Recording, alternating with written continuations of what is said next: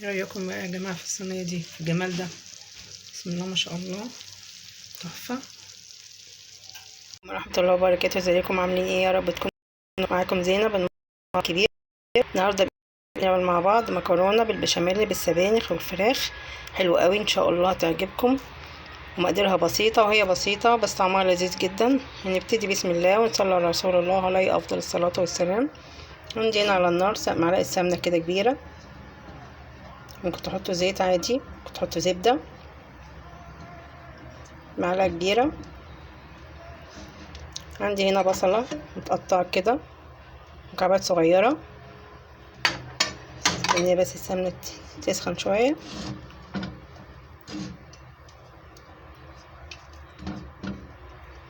ننزل البصله بسم الله.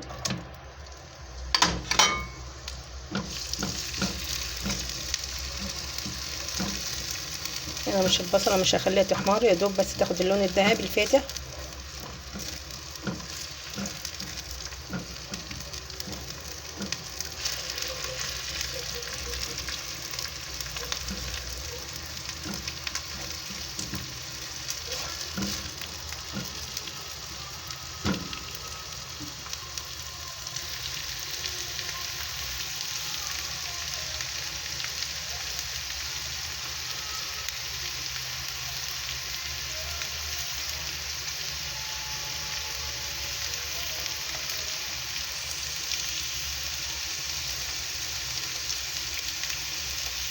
بعد ما البصله زي ما انتم شايفين كده دخلت في اللون الذهبي الحلو ده، نزل عندي هنا ربع كيلو صدور فراخ مكعبات صغيره.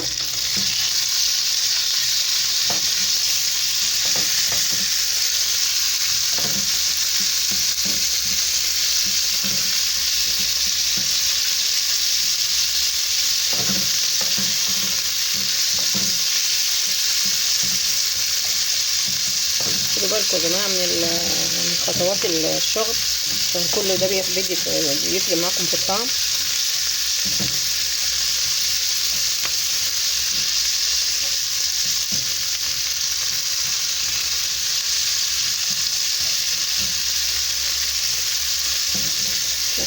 تغير لونها.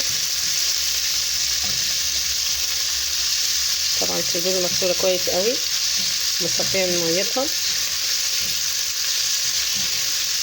عشان انتوا لو حطوها بميتها هتبقى زفره، مش هتعرفوا طبعا. اكيد الفراخ الصدور اي حاجه من دي لازم تصفى ميتها كويس قوي بعد الغسيل، عشان هي دي تدي طعم الزفاره. وانتوا اكيد في ناس كتير مش عارفه ليه، وهو ده اللي بيدي طعم الزفاره، وانتوا مش عارفين من ايه. تمام كده.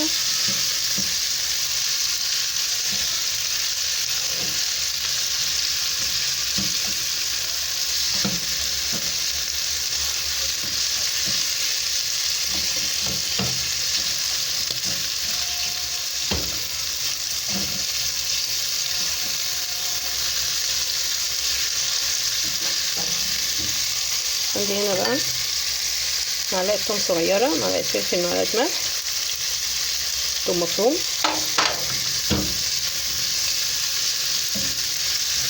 ما نزلتش الملح لحد ما الفراخ تغير لونها عشان ما تنزلش ميتها تاني.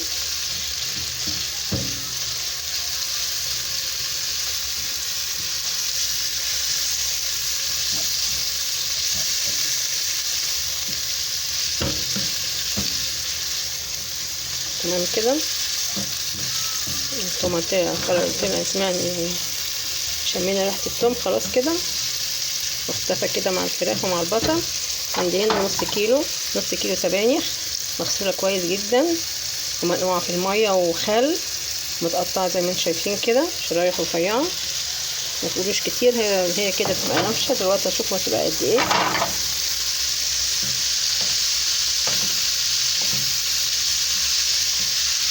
ريحتها حلوه قوي قوي.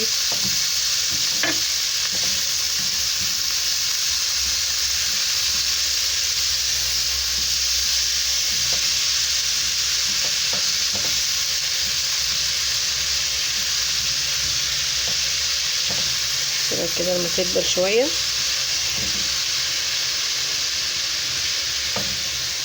هوريكم بتبقى قد ايه. دلوقتي نص كيلو كتير اللي احنا حطيناه ده يبقى قد ايه.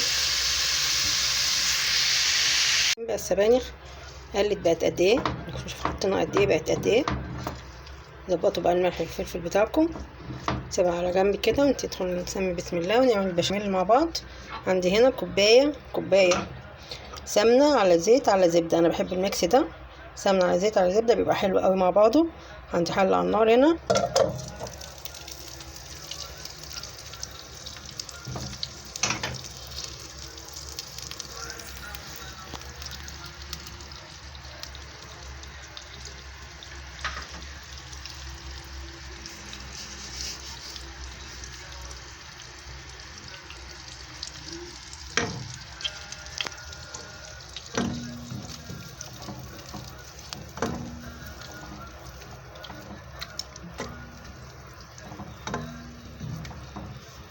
نفس المقدار نفس الكوبايه نحط بيها دقيق. حطينا 4 معالق زبده او سمنه او زيت، نحط ليهم دقيق بالظبط، نفس السمنه قد السوائل قد الدقيق. تمام كده عشان يطلع معاكم بشاميل كريمي وحلو مش مكلكع معاكم.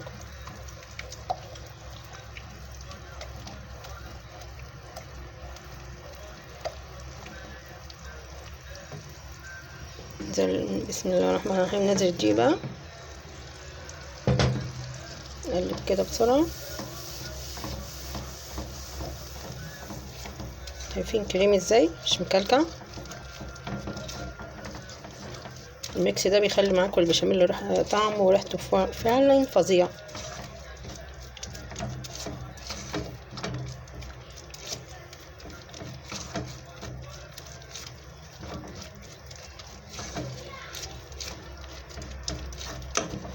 عايزه بقى يستوي عشان ريحته كده.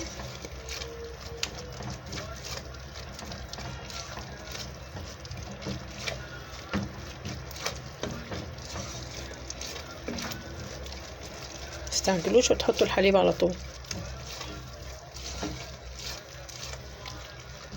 حطينا احنا كوبايه دي وكوبايه سمنه او سوائل.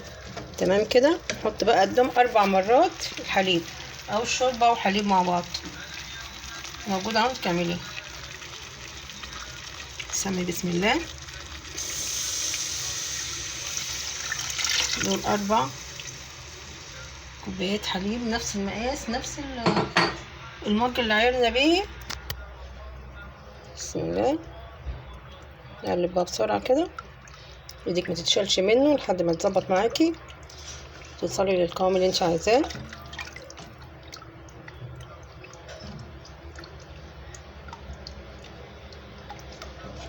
يتقل معاكي.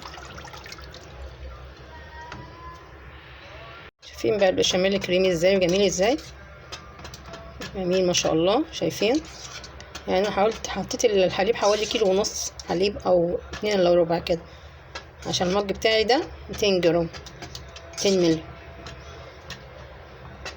بصوا شايفين البشاميل.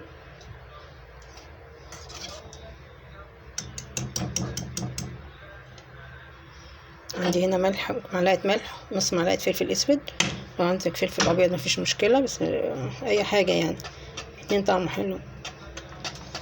اول ما ياخد غلوه شوفوا اوريها لكم. شايفين البكبكه دي؟ شايفين كده معناه مستوى. خلاص هطفي. انزل هنا معلقتين قشطه من وش اللبن كبار بعد ما طفيت، واقلب. عندك جبنه كريمي حطي معلقتين، عندك قشطه، القشطه حلوه قوي قوي. كده خلاص خلصنا الفراخ بالسبانخ، عملنا البشاميل مع بعض اهو زي الفل، ولا مكلكع ولا في اي حاجه.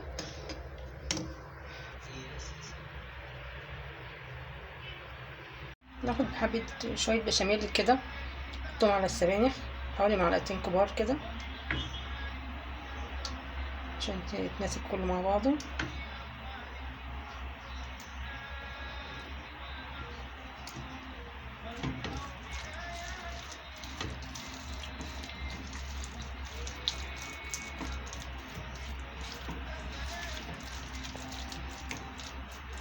ناخد هنا بقى 3/4 البشاميل. ربع البشاميل اللي قلبت فيه مكرونه، كيس مكرونه عندي قلم كده زي ما انتم شايفين.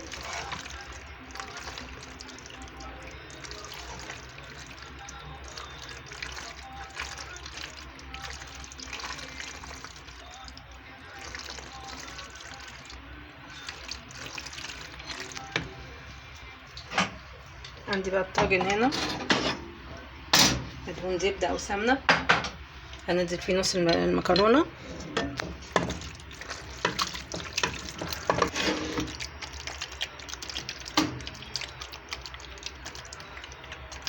اضغط عليها كده كويس.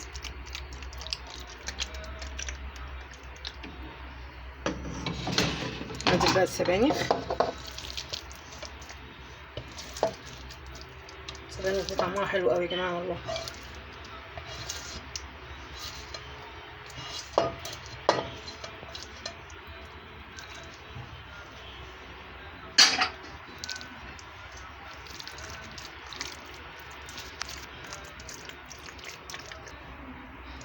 بعد ما فردت السبانخ زي ما انتم شايفين كده، ننزل بقى باقي المكرونه.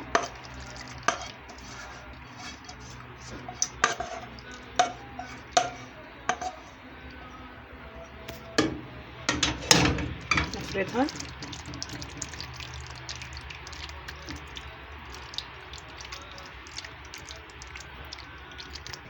ننزل باقي البشاميل اللي احنا شلناه.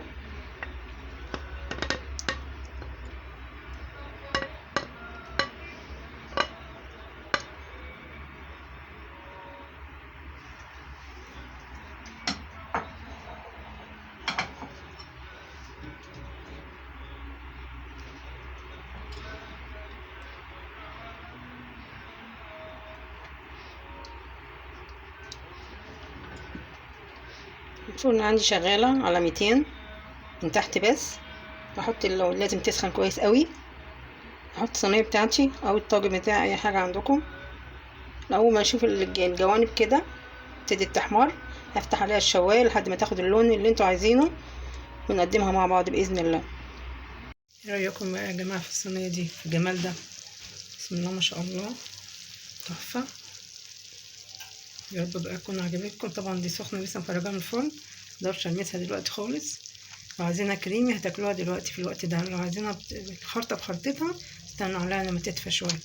خلاص كده، يا رب تكون عجبتكم. متنسوش بقى اللايك والشير، اشتركوا في القناه، تفعلوا الجرس عشان يوصلكم كل جديد ان شاء الله.